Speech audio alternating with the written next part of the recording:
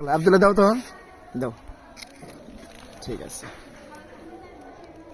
এই যে লাইট, ছোট বাচ্চার কাছ থেকে একটা পিস্তল। আসসালামু আলাইকুম রহমতুল্লাহ। আমার হাতে এই যে ছোট্ট বাচ্চার খেলনা একটা পিস্তল।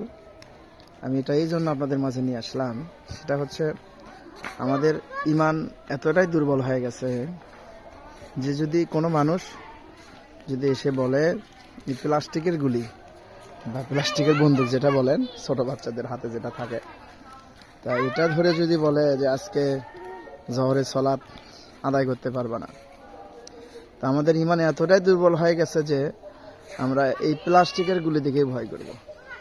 আমরা এই প্লাস্টিকের গুলির ভয়ে আমরা জহরের নামাজ কাজা দিব। কাজেই আমাদের ইমানই শক্তি মজবুত করতে হবে। ইমান এতটাই মজবুত করতে হবে যে যেন আল্লাহ তাআলা আপনাকে কবুল করে নেয়।